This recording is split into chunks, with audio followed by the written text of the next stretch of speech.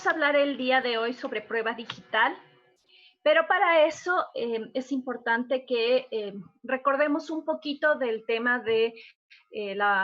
sistemas de valoración probatoria en el Ecuador y distingamos entre lo que es la prueba tasada, la sana crítica y la libre apreciación judicial. Esto porque solo desde esta perspectiva vamos a poder comprender a qué nos referimos con cada uno de los elementos que constan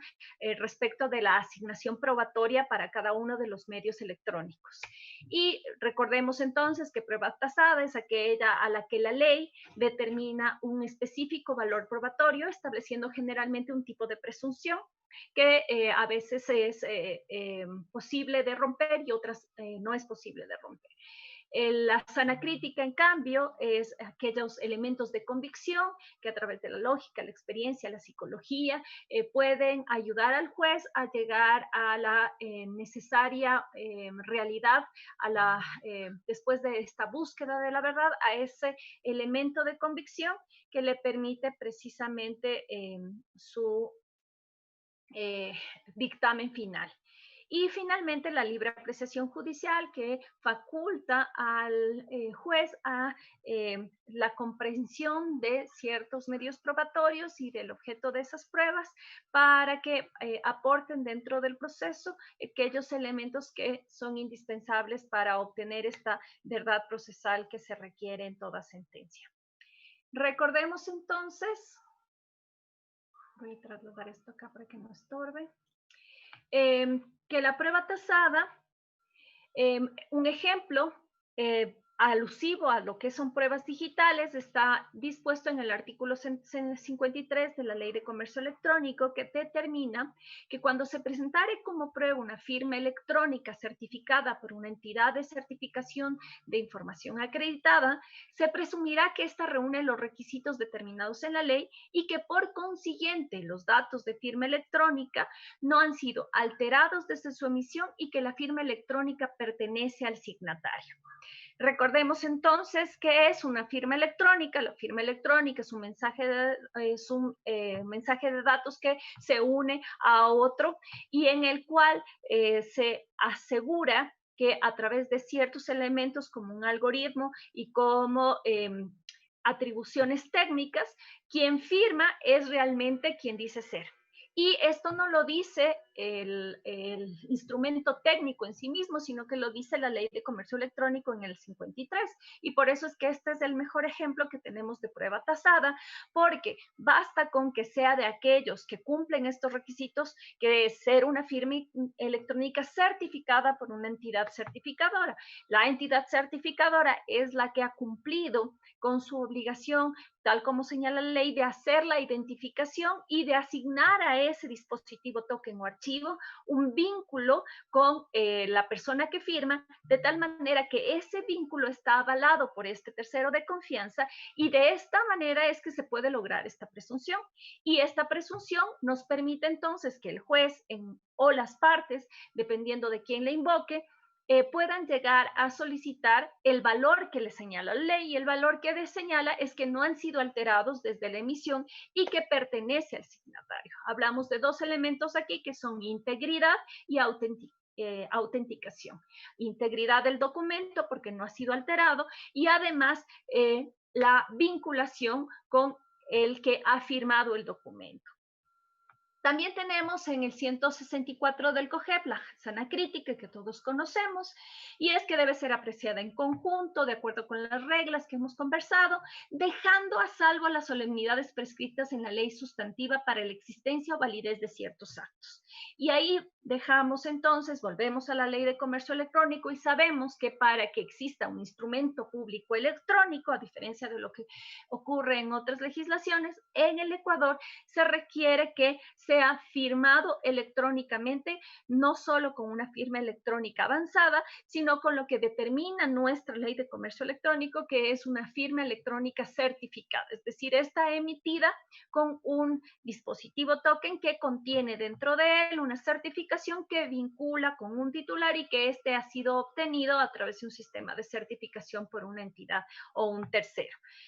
Entonces, podemos ver que en ese caso de la sana crítica, esta puede ocuparse o nutrirse de varias evidencias digitales para lograr a la convicción y que dentro de una de esas evidencias obviamente pueden estar otros elementos que no necesariamente son documentos electrónicos firmados electrónicamente. También tiene el juez la obligación de expresar cada una de las pruebas que le han llevado a su convicción y que son más complejas cuando se tratan de pruebas digitales. Finalmente, tenemos la libre apreciación judicial y el artículo 55 de la Ley de Comercio Electrónico nos señala que la prueba será valorada bajo los principios determinados en la ley y tomando en cuenta la seguridad, fiabilidad de los medios con los cuales se los envió, recibió, verificó, almacenó o comprobó, si fuese el caso, sin perjuicio de que dicha valoración se efectúe con el empleo de otros métodos que aconseje la técnica y la tecnología. En todo caso, la valoración de la prueba en estos ejemplos se somete al libre criterio judicial, según las circunstancias en que se hayan producido. Para la valoración de las pruebas, el juez o árbitro competente que conozca el caso deberá designar peritos que considere necesarios para el análisis y estudio técnico y tecnológico de las pruebas presentadas. Y entonces aquí podemos ver que el 55 de la Ley de Comercio Electrónico determina ciertos criterios para que una prueba sea considerada como válida y que tenga valor probatorio. Y entre esos está la seguridad y la fiabilidad. Toda esa seguridad y fiabilidad que ya se le atribuyó a todos los documentos firmados electrónicamente que vimos en la prueba pasada, aquí no existe una presunción, sino que es indispensable que quien presenta este tipo de pruebas demuestre integridad y autenticidad. Esos dos presupuestos que están admitidos para documentos firmados con firma electrónica y que además determina un elemento de presunción, en estos otros medios electrónicos no tienen valor probatoria per se, sino que tienen que ser demostrados por quienes la alegan. Entonces, en este caso, el que alega prueba, mientras que en el caso de la firma electrónica se produce una reinversión de la carga de la prueba y quien alega es el que está impugnando el valor de esa prueba. Entonces, todo esto, ¿para qué nos sirve? Para que la libre apreciación judicial o el libre criterio judicial se aplique a todo este tipo de medios electrónicos que son ahora medios probatorios y que para los cuales ya no es suficiente el conocimiento del juez, sino que además va a tener que acudir necesariamente a los peritajes. Y ya cuando acude a peritajes ya se trata de prueba pericial. Pero si esto ya nos parecía un poco complicado, vamos a ver qué nos habla sobre los medios digitales electrónicos, el COGEP. Y lo que nos dice el COGEP sobre los medios digitales es que si bien los medios de prueba físicos son el testimonio, la inspección, los peritajes, la confesión, las pruebas documentales, los virtuales son aquellos que, conforme señala el 52 del COGEP, mensajes de datos, firmas electrónicas, documentos electrónicos, certificados electrónicos nacionales extranjeros emitidos de conformidad con esta ley, cualquiera sea su procedencia o generación. Y aquí es donde hay la primera confusión en esta materia. Tal como señala la Ley de Comercio Electrónico, pareciera que los únicos medios de prueba son los medios de prueba documentales que tienen manifestación, no solo física, sino digital. Y por eso habla de mensaje de datos, firmas electrónicas y documentos electrónicos, porque todos ellos hacen alusión a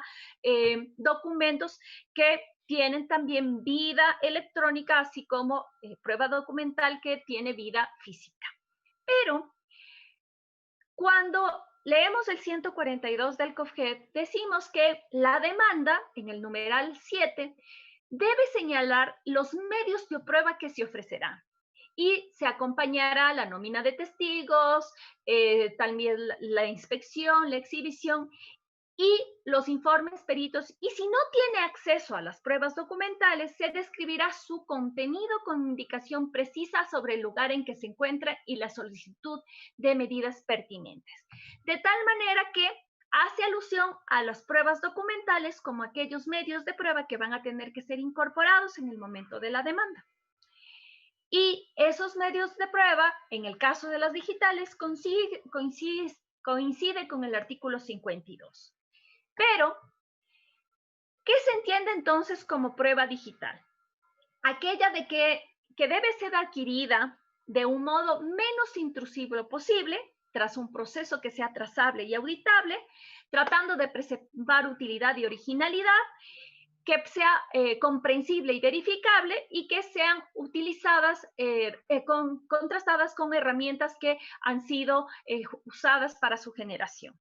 Coinciden en estos, entonces, lo que señala el 160 y el 161 del COGEP, que habla sobre admisibilidad de la prueba, determinando que para que una prueba sea admisible en juicio, necesita ser pertinente, útil, conducente y que debe practicarse de conformidad con la ley, es decir, con lealtad y veracidad. Pero estas lealtades y estas veracidades se entienden desde la perspectiva de que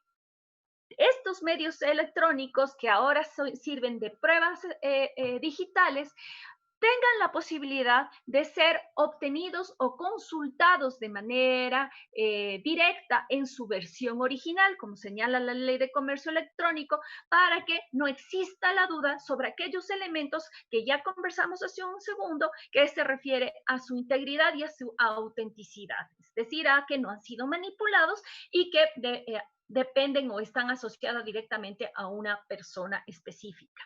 Pero además tienen que ser reproducibles, comprensibles y verificables. Y esta es una dificultad de estos medios probatorios porque resulta ser que la aptitud del contenido intrínseco y particular para demostrar los hechos que se alegan en cada caso, que es la conducencia de la prueba, es más difícil de sostener o es más difícil de encontrar cuando estamos hablando de medios probatorios digitales. ¿Por qué? Porque, como ustedes bien saben, ¿qué se prueba en un proceso judicial? Se prueban hechos, actos y negocios jurídicos. Y los hechos que se prueban en un proceso judicial, en este caso, serían hechos jurídicos digitales, que por lo tanto, no tienen una manifestación de un documento electrónico, sino que a lo sumo llegan a ser mensajes de datos y que por lo tanto no se aportan directamente al juicio, sino que se aportan con el objeto de probar actos y negocios digitales. Un ejemplo, el IP del computador. Con el número de IP del computador, yo no estoy entregando una prueba, estoy entregando un hecho digital con el que intento comprobar que ese documento que se trasladó de un IP al otro IP, efectivamente tiene incorporado como metadata en esa prueba digital ese IP de tal manera que asegure que salió de ese lugar y se dirigió a otro para lograr el vínculo de transmisión que me permita determinar autorías. Pero no es la prueba en sí misma. Una evidencia, un elemento con el que yo intento probar actos y negocios jurídicos. Asimismo, tengo actos y tengo negocios jurídicos digitales, pruebas documentales digitales, y volvemos a lo que dice el COGEB en el 193. La prueba documental es este documento público o privado que recoge, contiene o representa algún hecho o declaración constitutivo que se incorpore a un derecho. Y esta prueba documental tiene una manifestación digital. Esta prueba documental entonces también es un instrumento público o privado que se ha desarrollado en entornos tecnológicos y que se traduce en un mensaje de datos que si el mensaje de datos no tiene ningún tipo de firma, se entiende un instrumento privado y si es que se hubiese firmado se entiende un mensaje de datos y si se hubiese firmado por partes a través de una firma electrónica, pero ninguna de ellas es autoridad competente, se entiende que son instrumentos privados electrónicos. Si en cambio una de las partes o la autoridad que lo emite es una autoridad competente, se entiende un instrumento público electrónico. La presentación de estos documentos públicos o privados se puede hacer en originales o en copias y se consideran copias las reproducciones del original siempre y cuando se realicen debidamente certificadas por cualquier sistema. ¿Cómo se incorporan estas pruebas a un proceso judicial? La incorporación al proceso judicial, cuando se trata de pruebas físicas, se realiza a través de la presentación de estos documentos, como ya señalamos, y La incorporación, para que se entiendan como documentos y compulsas, es necesario que no estén ni defectuosos ni diminutos y que no estén alterados en la parte esencial y que en los autos no haya instancia ni recurso pendiente sobre el punto que con tales documentos se intente probar. Mientras que el 196 del propio COGEP dice que para la producción de prueba documental en audiencia, es necesario que cuando se trata de todos estos elementos se cuente con las siguientes condiciones, y hablamos del numeral 3, en el que dice que las fotografías, grabaciones, los elementos de pruebas audiovisuales, computacionales o cualquier otro de carácter electrónico apto para producir fe se reproducirán también en su parte pertinente en la audiencia y por cualquier medio idóneo para su percepción por los asistentes. Esto quiere decir que todos estos medios probatorios son plenamente practicables, pero se requerirá de elementos que puedan ayudar a su lectura para que sean fácilmente perceptibles por los asistentes cuando se practiquen o se actúen en audiencia. Y ahí vamos al tema de las equivalencias funcionales, porque hasta ahora hemos visto entonces que existe la posibilidad de, así como se presentan pruebas físicas en un proceso judicial, se pueden presentar también pruebas digitales en un proceso judicial. ¿Por qué? Porque hay una serie de equivalencias determinadas en la Ley de Comercio Electrónico y en el COGEF. Y esas equivalencias determinan que si es que se requiere para la validez o para una prueba que un documento conste por escrito, ese documento que consta por escrito se entiende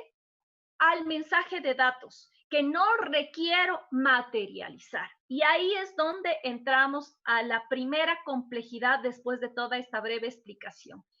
Porque, tal como nos señala el artículo 2, los mensajes de datos de la Ley de Comercio Electrónico tendrán igual valor jurídico que los documentos escritos. Su eficacia, valoración y efectos se someterán al cumplimiento establecido en la ley y su reglamento. Pero, ¿qué es lo que ocurre en la práctica judicial? Cuando un abogado quiere presentar un proceso judicial y en el momento de la demanda entrega pruebas para anunciarlas, los jueces no califican la demanda si esa prueba no está materializada por un notario. Cuando la ley, como les hemos visto durante todo este breve revisión normativa, permite que efectivamente tenga un mismo valor probatorio y por lo tanto un mismo valor jurídico el documento electrónico que el documento físico, de tal manera que no hay necesidad de su materialización porque es suficiente la presentación de esa prueba en su formato copia electrónica. Ejemplo, si estamos hablando de un documento firmado electrónicamente, de una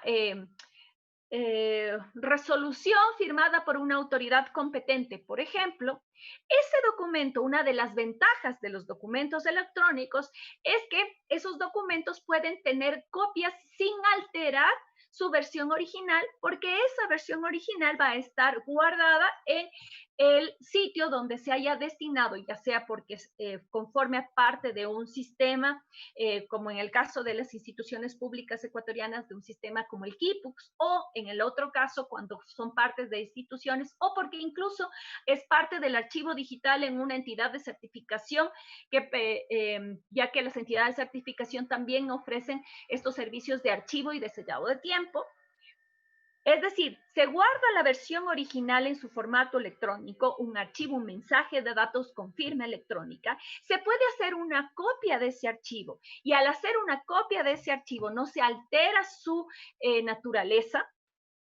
O se puede incluso lograr a través de un indicativo como un QR o como un código de barra acceder a la versión original sin ningún contratiempo, de tal manera que no hay necesidad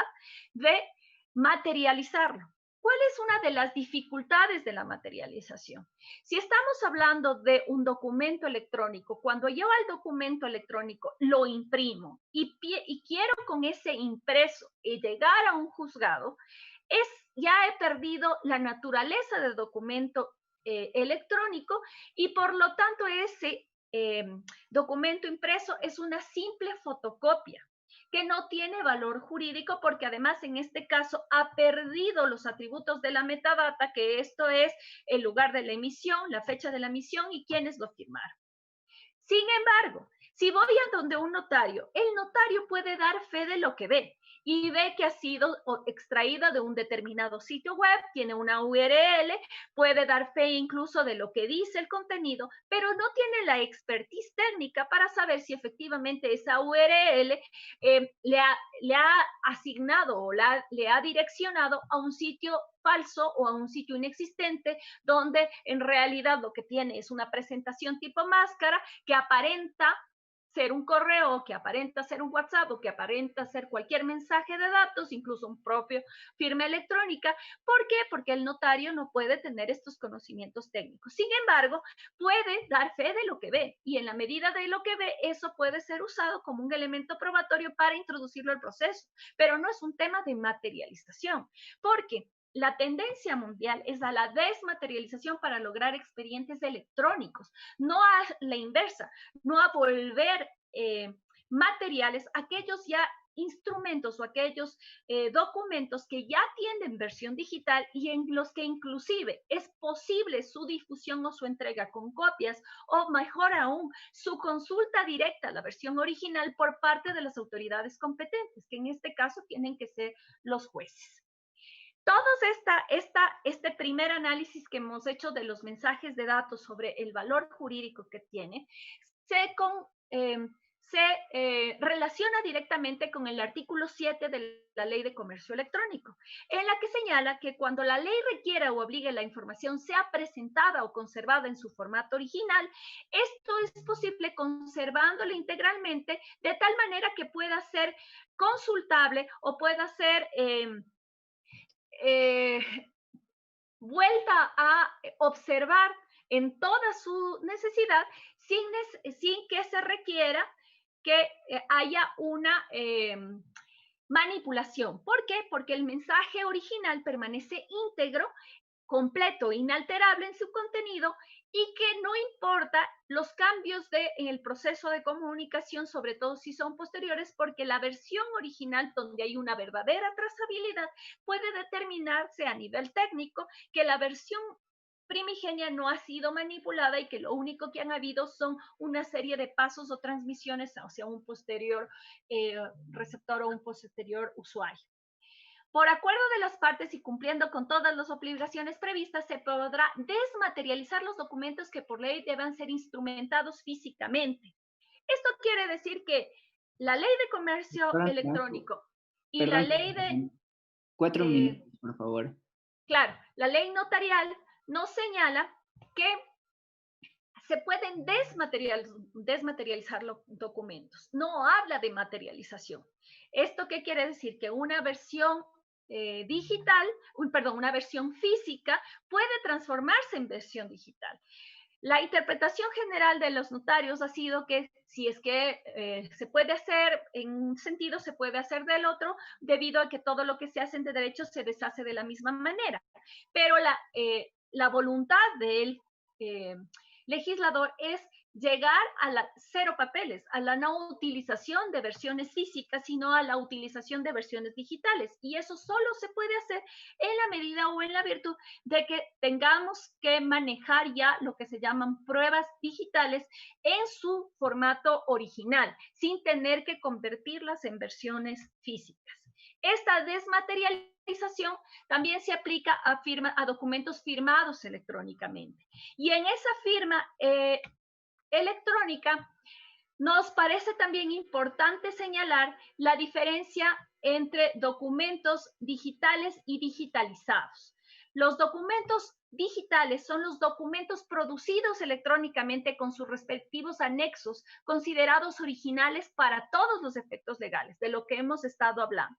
Mientras que los digitalizados son aquellos que se acompañan en su versión escaneada, es decir, de un documento físico, yo solo saco una fotocopia que no tiene la metadata, que no tiene el lugar de la emisión, ni la fecha, ni tampoco el destinatario, ni quién lo firmó, ni ni el atributo de quién lo emitió, sino que solo es una simple copia. Sin embargo, tiene valor, pero no tiene valor como prueba, porque para que valga como prueba tiene que ser introducido en la audiencia de juicio, tal como señala con los documentos digitales. Los documentos digitalizados, en cambio, se entienden incorporados para la creación del expediente electrónico. ¿Con qué objetivo? Con el objetivo de que cuando sean necesarios sean consultados por la autoridad que quiere verificar su existencia y su validez, puedan ser verificados de tal manera que se pueda determinar su contenido. Es muchísimo más largo el tema, me hubiera encantado tener un poco más de tiempo para analizar la práctica de la prueba, sobre todo cuando se quiere impugnar certificados de firma electrónica, cuando ya hablamos de firma electrónica y alguien quiere impugnar sobre la validez del certificado, porque por tratarse de una prueba tasada, lo que se establece en esos casos es que será la entidad certificadora la que emita el documento electrónico que determina ese vínculo entre el dispositivo y el titular, y que en efecto, si es que no se logra demostrar que ha sido un documento falso, el costo o a costas del peticionario, del impugnante, se verá realizado todos los peritajes y todas las consultas hechas a las entidades certificadoras. Muchas gracias. Dinardap. Trabajamos por sus datos.